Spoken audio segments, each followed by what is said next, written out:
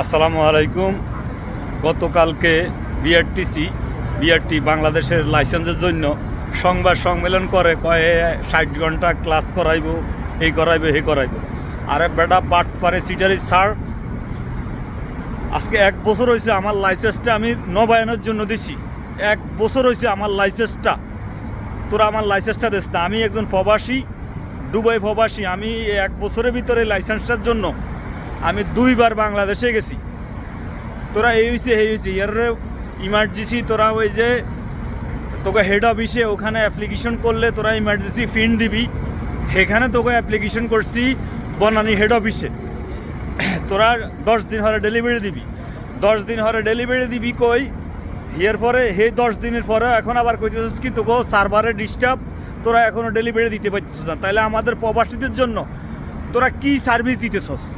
বাটফারি সিটারি বাদ দে, এখনও ভালো হয়ে যা, না হইলে তোগো অবস্থাও কিন্তু হাসিনার মতো নইব। এ বইলা দিলাম, তোগো অবস্থাও বরাবর হাসিনার মতো হইব।